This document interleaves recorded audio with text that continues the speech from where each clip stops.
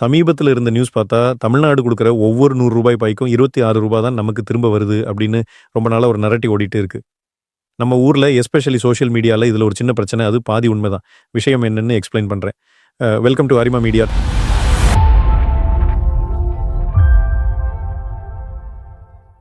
Tamil Nadu direct tax வழியா மத்திய அரசுக்கு ரூ. 100 கொடுத்தா ஒவ்வொரு மாநிலத்துக்கும் எவ்வளவு ரிட்டர்ன் வருது அப்படின்னு மினிஸ்ட்ரி ஆஃப் ஃபைனான்ஸ் கொடுத்த ஸ்டாட்டிஸ்டிக்ஸ்ல இருந்து தான் இந்த நேரேட்டிவ் வருது. இந்த மேப்பை பாருங்க. தமிழ்நாடு ரூபாய் 100 கொடுத்தா ரிட்டர்ன் ரூபாய் 26 வருது டைரக்ட் டாக்ஸ் மூலமா. அது உண்மைதான். பட் நம்மளை விட அதிகமாக கொடுக்குற மகாராஷ்டிரா அவங்க கொடுக்குற ரூ. 100 ரூபாய்க்கு 7 அதே மாதிரி கர்நாடகா கொடுக்குற ரூபாய்க்கு 12 ரூபாய் தான் வாங்குறாங்க. ஏன் இப்படி? தமிழ்நாடு கொடுக்குற 26 ரூபாய் விட 19 ரூபாய் கம்மி. இது ஒரு குடும்பத்தில் 2 பேர் சம்பாதிக்கிறாங்கன்னா இன்னொரு 3-4 பேர் மற்ற விஷயங்கள் அந்த குடும்பத்தை சப்போர்ட் பண்ணுவாங்க. குழந்தைகள்லாம் எதுவுமே எதிர்பார்க்க முடியாது அவங்க வளர்ற வரைக்கும். அப்படி தான் எல்லா ஃபேமிலியிலும் இருக்கும். அதே தான் ஒரு நாட்டுக்கும்.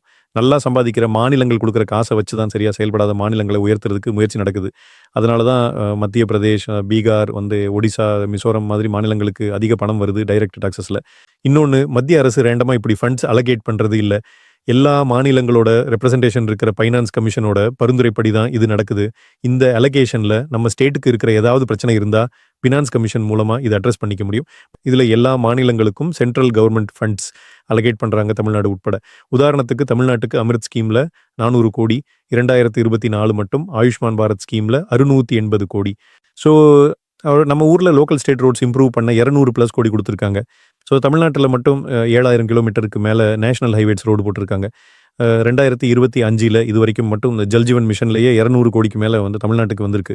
இந்த மாதிரி ஏகப்பட்ட ஸ்கீம்ஸ் வழியாக நம்ம ஸ்டேட்டுக்கு பல கோடிகள் காசு அலோகேட் ஆகுது. இந்த ஸ்கீம்ஸ் லிஸ்ட்டு நம்ம தமிழக அரசு வெப்சைட்லேயே இருக்குது. சென்ட்ரல் கவர்மெண்ட் இன்னும் பெட்டராக ஃபண்ட்ஸ் அலோகேட் பண்ணலாமா? ப்ராபப்ளி. ஷார்ட்டாக இந்த விஷயத்தில் என்ன உண்மைன்னு உங்களுக்கு சொல்ல ட்ரை பண்ணியிருக்கேன். நீங்கள் என்ன நினைக்கிறீங்கன்னு கமெண்ட்ஸில் சொல்லுங்கள்.